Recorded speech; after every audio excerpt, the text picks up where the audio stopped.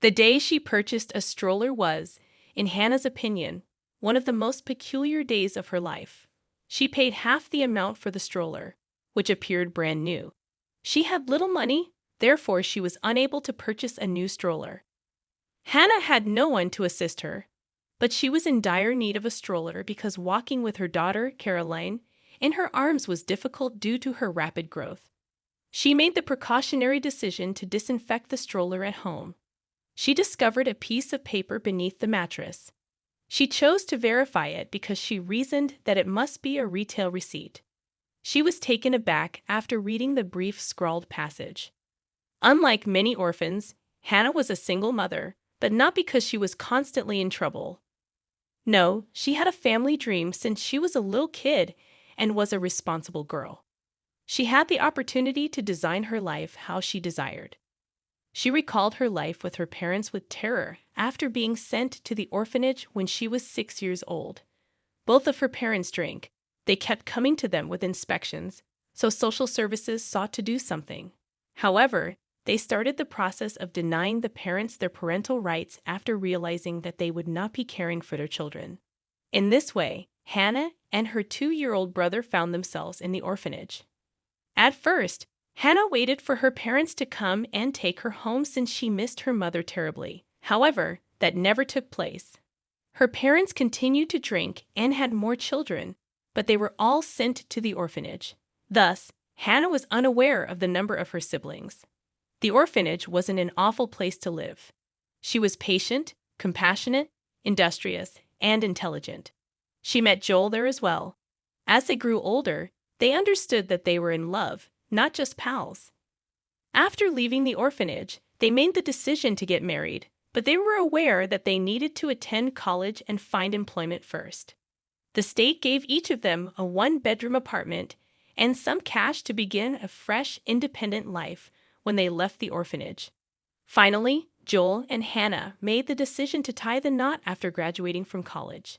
Everything appeared to be going smoothly for them, and the girl was already in her 3rd month of pregnancy.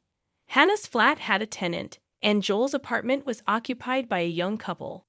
Since they were beginning over and had no one to support them, they made a little extra money in this way.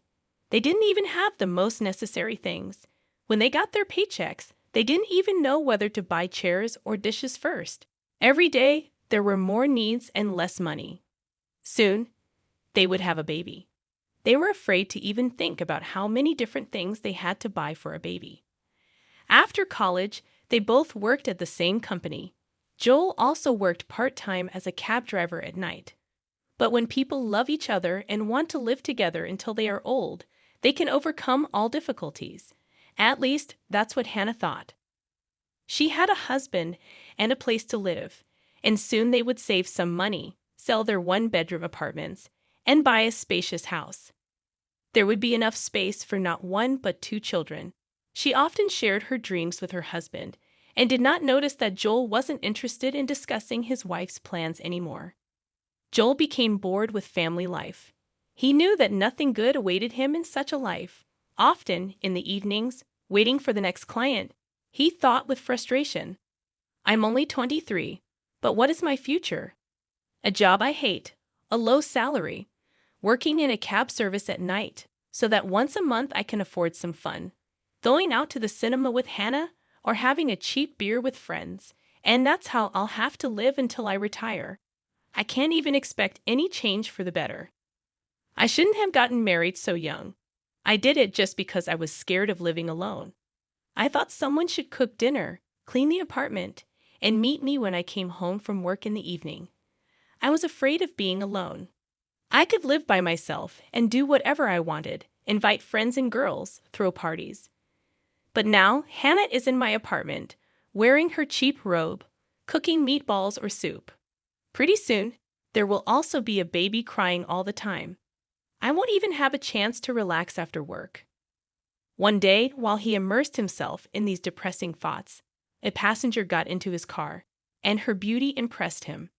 A gorgeous girl, wearing a not-so-expensive but stylish outfit. Except she was upset, and so was Joel. She sat in the front seat and was silent, just looking out the window, not saying a word. Where should I drive you? Joel asked, thinking, my life could have been a lot more interesting with a girl like that. And I could make her life better too. I don't know. I don't care, she replied. Just go somewhere. Don't worry, I have money.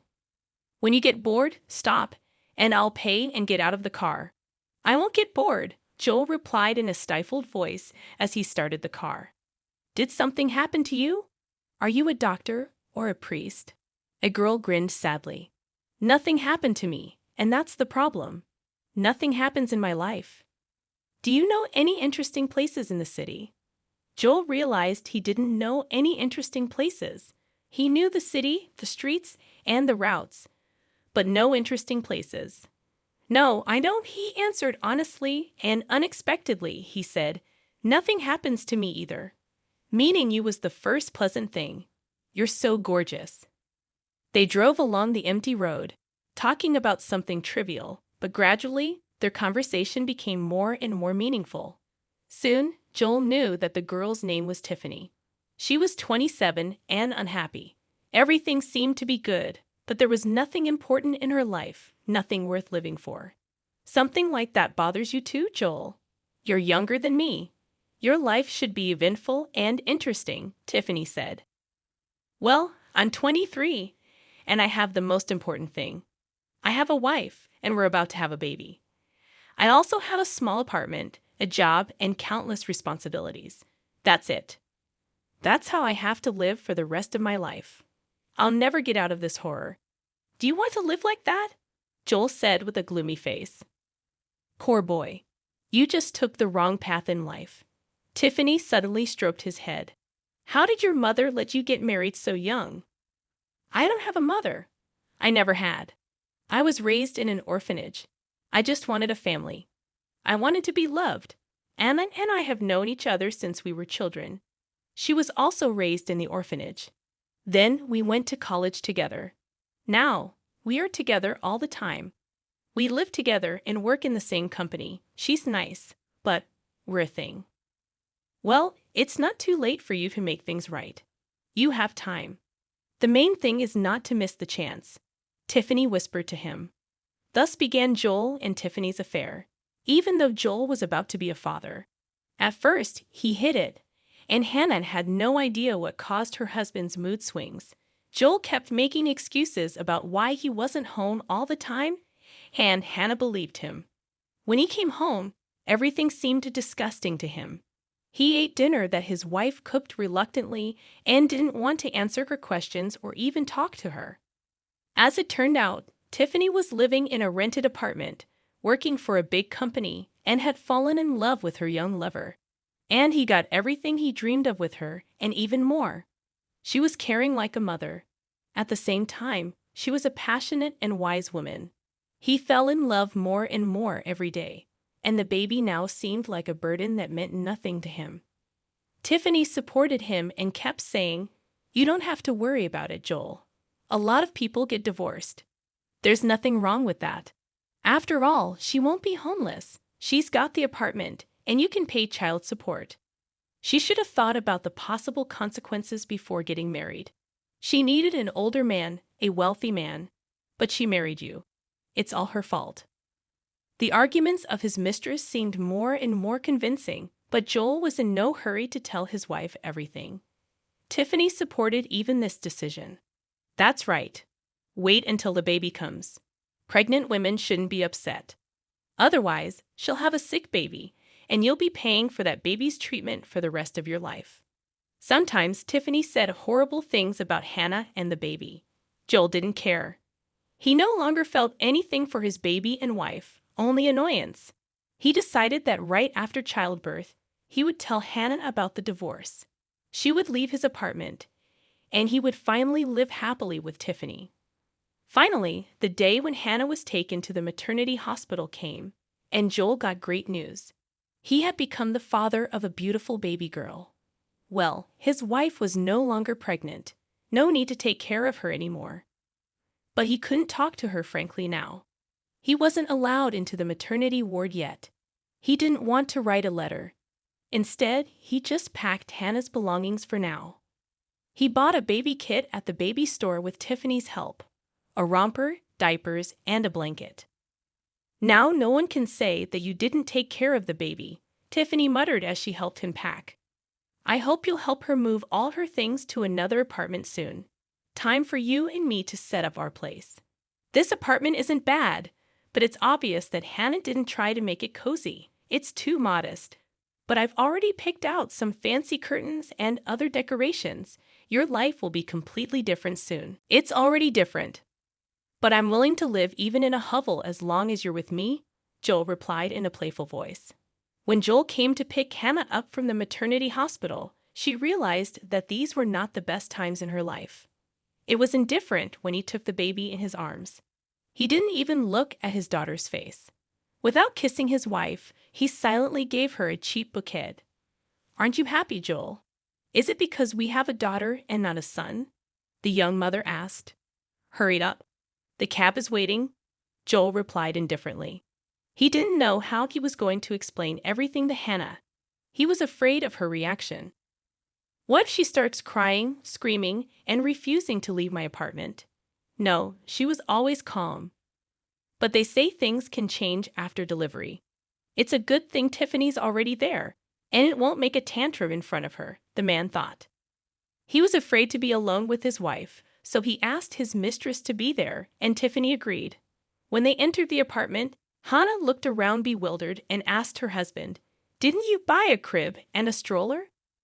At this time, a smiling Tiffany came out of the room. "Don't worry, Hannah. We took care of everything. We bought the crib, but you'll have to buy the stroller and everything else yourself." Joel also bought diapers and toys, and even baby wipes. And he packed her stuff. "Here's your suitcase," Tiffany said, then turned to Joel. "Come on, Joel. Tell her," she encouraged her lover. Joel hesitated for a moment, then sighed. "Yes, Hannah. We should get a divorce. This is Tiffany, and we are going to live here together. I mean, we already live here." "I don't understand. Do you mean?" Hannah sat down in confusion. "Is this a joke? Does this look like a joke?" Joel scoffed. "People get divorced. It's not a big deal. Now, we'll take you to your apartment. You and your baby will live there," he said indifferently. "But there's a tenant there." "You know about that," she reminded her husband. "Ask him to leave the apartment. What's the problem? Kids grow up fast, so soon you'll be able to work again. Also, the state will pay your child support. If I get a chance, I'll help too. Don't make a tragedy out of nothing, please." "But why are you telling me this only now?" Hannah asked. "You were pregnant, and he didn't want to make you worry. Don't you understand that?" Tiffany replied. "Okay, let's not waste time. I'll call you a cab. You need to have some rest, feed the baby, and do whatever you need to do. Also, Joel and I want to spend this evening together. Don't worry. We'll help you put your suitcase in the cab." Hannah sighed and said, "Call a cab. You've already decided everything for me. Thank you for the gifts and for such a surprise for Caroline and me." This news was not shocking to Hannah, but still, it was not pleasant. She hoped it was just her pregnancy making her overthink things, that everything was okay. She wasn't going to cry and beg Joel not to kick her out, not in front of this confident, beautiful woman.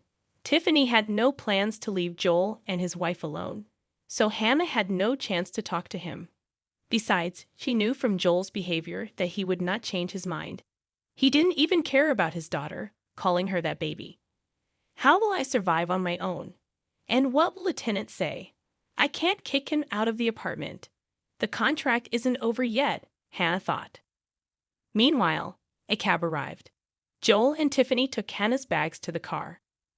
Hannah followed them, and her daughter suddenly started crying. "I told you we had to hurry. How long is she going to cry?" Tiffany grumbled grudgingly. "I hate it when babies cry. Calm her down somehow." "I don't even want to think. If I hadn't met you, I wouldn't have listened to that baby cry for months," the young father whispered to the new love of his life. Soon, they were standing in front of Hannah's apartment door. She had the keys, but she rang the doorbell. She hadn't informed the tenant that she was coming, so she couldn't just enter the apartment. Joel and Tiffany brought the suitcase and crib inside and left in silence. Parker, the young man who had rented Hannah's apartment, opened the door. He stared, bewildered, at Hannah and her baby, at the suitcases by the door. "Hello, Parker," Hannah said tiredly. "I'm sorry to come here, but I have nowhere else to go." "What happened?" "Something with your husband." "Come in. Is that your suitcase?" "I'll take it inside." "Please come in." "Is that a girl?"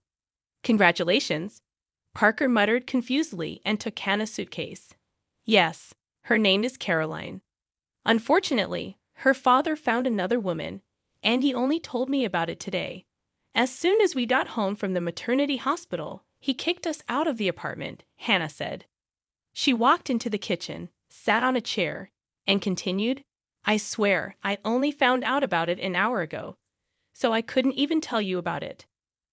Now I have nowhere else to go. I wouldn't dare ask you to move out, but I don't know what to do." "What a terrible story.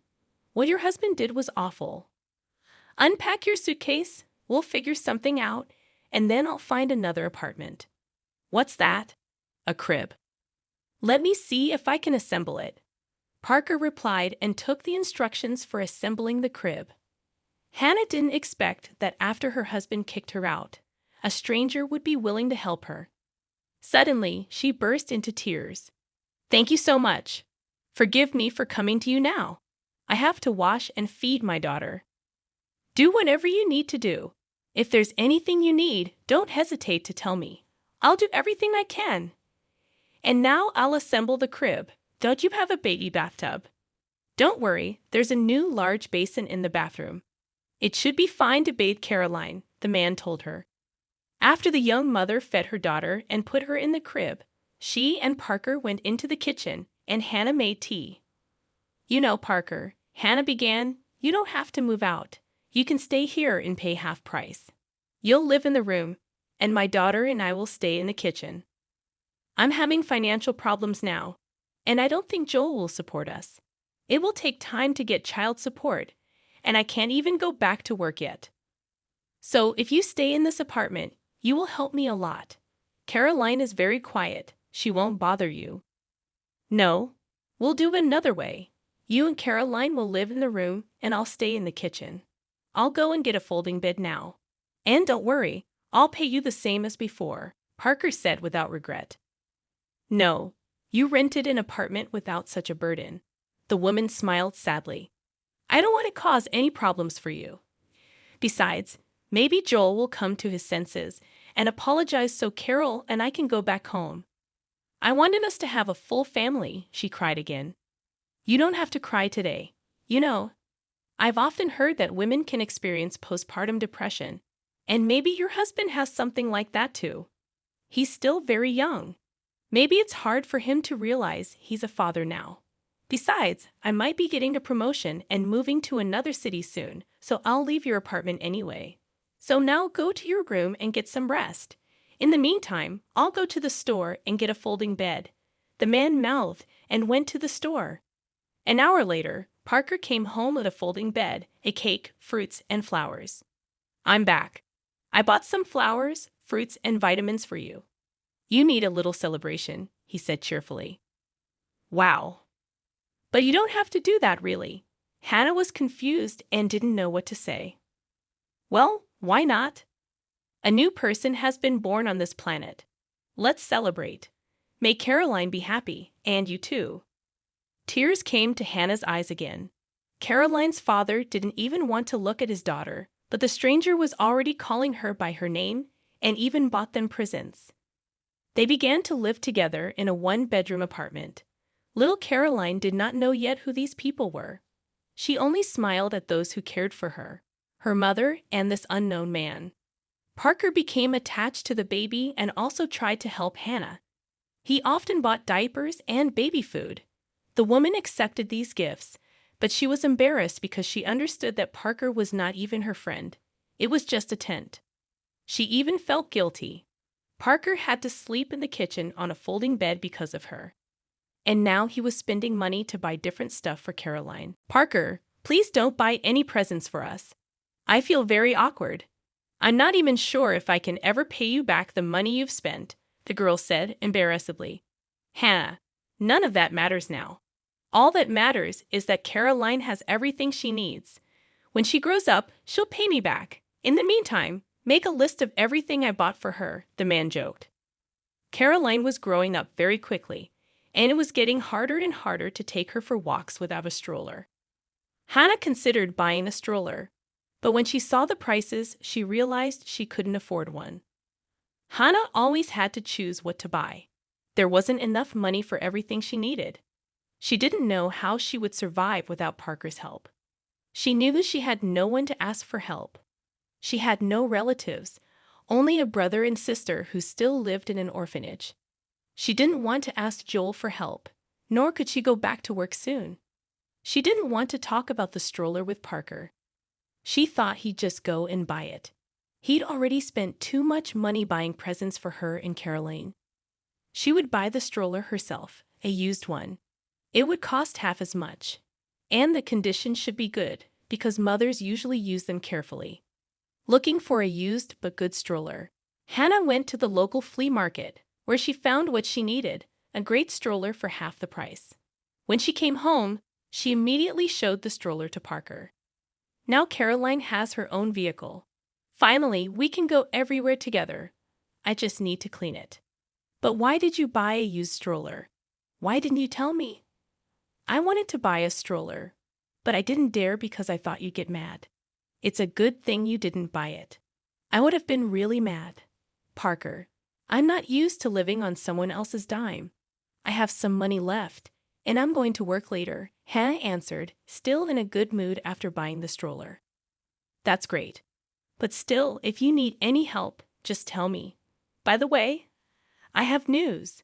I don't know if you'll be happy. I've been offered a promotion, and I'm moving to another city, the man said regretfully. I'm very happy for you. You've been dreaming of a promotion for a long time. Caroline and I are going to miss you, Hannah replied sadly. She had become friends with Parker. She enjoyed his company. Besides, she knew they had only survived because of Parker's help. Parker went somewhere, and Hannah, after feeding her daughter, began to clean the stroller. When she lifted the mattress, she found a piece of paper underneath. The previous owners might have left the receipt there when they bought the stroller. She took it, but it wasn't a receipt. It was a handwritten note addressed to Hannah, the new owner of the stroller. The content of this note was strange. The unknown man wrote, Dear stranger, I'm selling the stroller because a tragedy happened in my life. After a premature birth, my wife and I lost our son. There's an omen that you cannot buy anything for the baby before birth, and we bought the stroller long before our baby was born. I sincerely wish you and your baby all the best in your life. I dare to suggest that you have some financial problems. I want and can help you. Go to the address below. You'll find an old big oak near this building, and in its hollow, you will find something that will help you get rid of your problems. Is this some kind of stupid joke? Hannah thought. It's more like a spy game. Some old oak, a hollow, and what problem is he talking about? It's a little scary. At the same time, it's interesting. I should go and see what's out there. I don't think anyone will be watching to make fun of me later, and even if they do, I don't see any problem. Yes, I'll go there. I won't say anything to Parker, and he's leaving anyway. It's too bad we won't see each other again. He must be happy, though. He's probably tired of Caroline and me, tired of living with strangers and sleeping in the kitchen. Hannah put the note in her bag. The next day, she went with her new stroller and her daughter to the address mentioned in the note. She immediately found the old oak and the hollow in it. Looking around, she put her hand into the hollow and found a large bag. She grabbed the bag and headed home, wondering what was inside. At home, she hastily unpacked the bag, which contained children's clothes, a silver spoon, a toy, and an envelope tied with a ribbon. There was no note in the envelope, but inside, there were $20,000. Hannah counted the money over and over again, unable to believe her eyes. A miracle had happened in her life. After all, this really was the solution to all her problems. Now, she didn't have to worry about anything until she started working. She didn't have to stress about money. She could even afford some gifts and goodies. But who should I thank? Who should I pray for? Whom should I wish happiness? Thought happy Hannah. Soon, Parker came home. It was time to pack. Well, Hannah, I'm leaving. I'm going to miss you and Caroline and worry about you. Please, if you need any help, call me. Don't worry, Parker. Now I know everything will be all right. I'm happy now, and soon our life will be even better. My daughter is growing up. I will start working soon, and you don't have to worry about us. But Caroline and I will miss you too. I'll call you sometimes. You can call us whenever you want, Hannah said with a smile. It's good to see you in a good mood, Hannah. You're a smart girl and a wonderful mother too. I believe everything will work out the way you want it to. Parker packed his stuff, said goodbye, and left. The next day, Hannah was alone. There was no Parker by her side. But she was no longer that scared, lonely girl. Now she was a confident, strong woman. She did not spend the enormous sum of money that had come so unexpectedly all at once. She spent it slowly and wisely, realizing there would be no more miracles. She would have to rely on herself. She filed for divorce from Joel and for child support. It was time to go to court. Hannah asked a neighbor to babysit Caroline for a couple of hours. Mrs. Gibbons was an amazing, kind, and sympathetic woman. Her son had a family and had moved to another city long ago. The woman rarely saw her grandchildren, so she was always happy to babysit Caroline. In court, Hannah met her ex-husband for the first time in a year. He was depressed and nervous. He didn't even ask about the baby and tried not to look at his ex-wife. But she didn't care anymore. The man was out of her in Caroline's life. It was obvious that he didn't want to pay child support. He even tried to dispute paternity, but to do that, he had to do a DNA test at his own expense, and it was clear that Joel couldn't afford that. Meeting Hannah on her way out of the building, her ex-husband said angrily, "Why are you bothering me with your child? What do you want from me? I haven't thought about you for a year. Couldn't you go on with your life and not bother me? Do you really need my money, or is this just revenge? You have a new coat, a new haircut, and expensive boots, but you keep pretending you're just a poor girl who was kicked out by her husband. Yes, I can afford new clothes, and not only that, but you must pay child support," Hannah replied and walked out of the building. Now, she didn't understand why she had loved this man for so many years. Now, her love for Joel, her resentment toward him, and even all thoughts of the dream about a happy family were gone irretrievably. Even before she found the treasure, she had cut her ex-husband out of her life. Now, she was only afraid of the future and possible financial problems. But after the unknown man gave her such a gift, her fear of the future gradually faded away. Her daughter needed a lot of things, and now Hannah could afford a massage therapist, exercises in the swimming pool for the kids, and much more. The first 3 years of the girl's life went quietly. It was time to send Caroline to kindergarten. Finally, Hannah could get back to work. She didn't want to go back to her previous job. First, because she had to work double shifts, and second, because Joel worked there. Well, Hannah didn't know if her ex-husband still worked there, but she didn't want to be there. Everything reminded her of her first dreams and how they were shattered. Hannah started looking for another job and soon realized that it wasn't easy to find a good one. Her specialty was unclaimed, and she had no opportunity to get a second degree. Besides, she had taken a long break from work. One day, she came to another company for an interview. At that time, she was willing to take any job. Unexpectedly, she met Parker.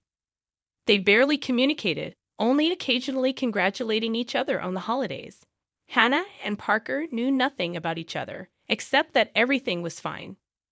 Hannah didn't know that Parker was back in their city after getting another promotion. He was now a senior specialist at a big, successful company. They were happy to meet each other. Parker understood that Hannah really needed a job. "You know, Hannah, I'm looking for an assistant, and I'd love it if you accept this offer," Parker said confidently. "But I haven't worked as an assistant. I'm not sure I can handle it. Hannah replied and felt uncomfortable for some reason when Parker looked her in the eye. Hannah, I'm sure you're the best candidate for this position. I promise not to be fussy about details. Besides, this schedule will suit you perfectly. Parker continued to persuade her. Thank you, Parker. I'm still grateful to fate that he once rented my apartment. You helped Caroline and me survive, and you continue to help. But at the time, Hannah had no idea that Parker's help was much more significant than she thought. She took the job and immediately showed her best side. And soon, through this job and her communication with Parker, who was her boss, she made a strange discovery. One day, she noticed his handwritten text seemed rather familiar. No, she had definitely seen his handwriting before. It was exactly like the text she had seen on that note from the stroller. Hannah kept that note. The next day, she took it to the office, and her suspicion was confirmed. It was clear that Parker had written that note. When he arrived at the office, she silently put the note on his desk. The man smiled slightly, embarrassed. You figured it out. But why? Why did you make up such a complicated scheme?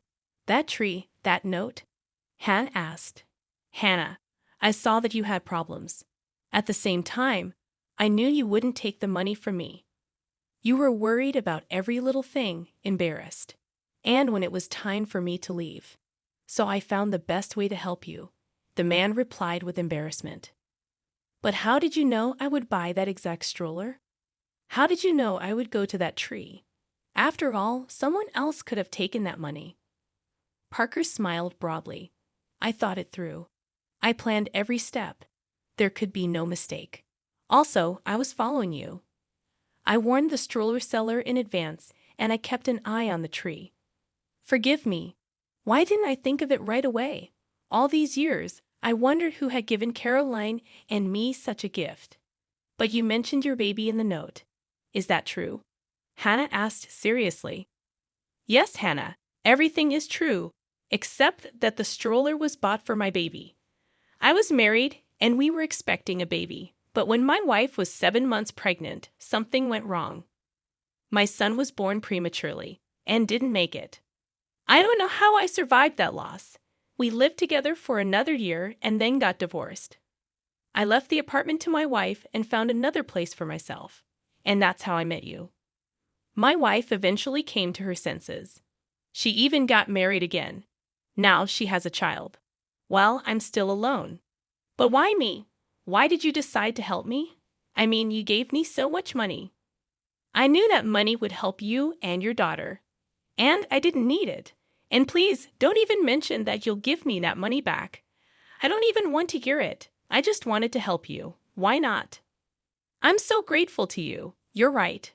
I wouldn't have taken that money, even though I really needed it. You saved Caroline and me from a lot of hardship and humiliation. I didn't know where to get some money, and I didn't have anyone to ask for help. Caroline was just a baby. I had no money for a babysitter, so I couldn't get a job. Without your help, I would have had to beg my ex-husband to help us, to beg for child support. Thank you, Parker. But I will try to pay you back. I'm working now, so I can save some money. I won't be able to pay it all at once, but please stop. I don't want to hear this anymore. Forget about the money and be happy.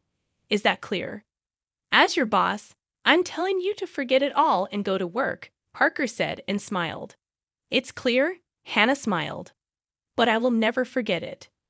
As it turned out, Parker had even more memories. He remembered renting an apartment from a pretty, unhappy girl who had just gotten married.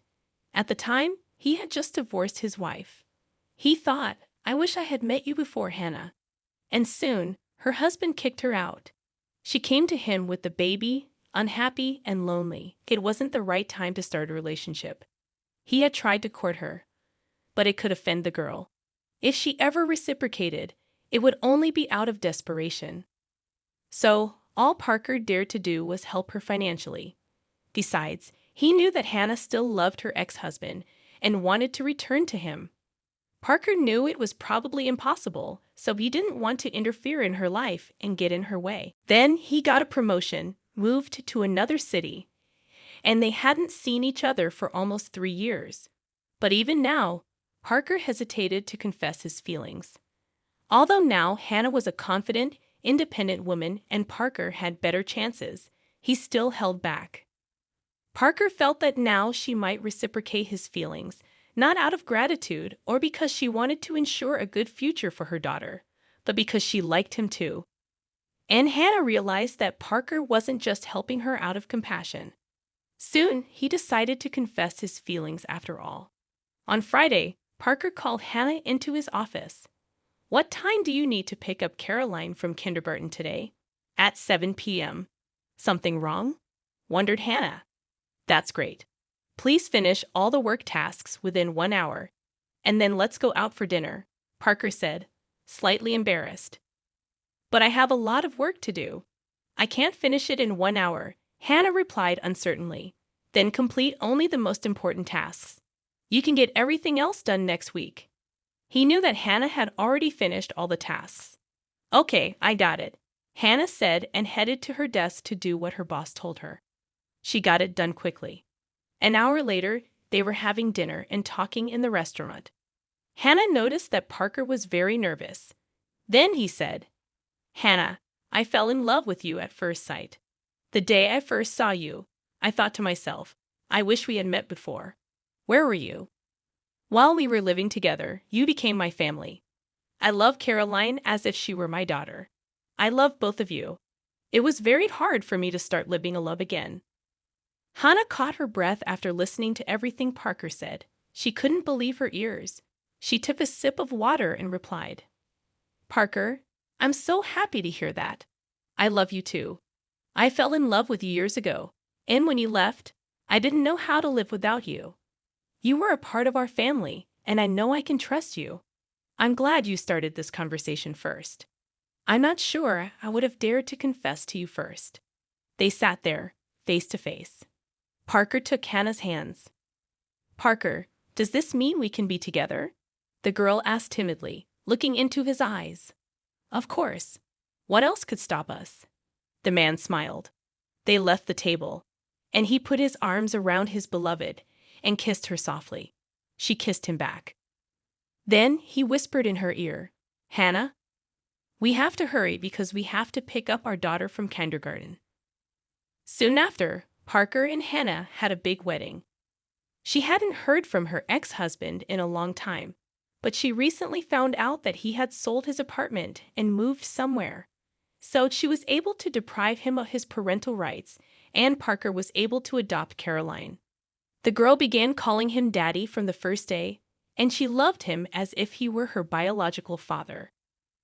Perhaps someday she will learn the real story of her family, but it will never change her attitude toward her parents.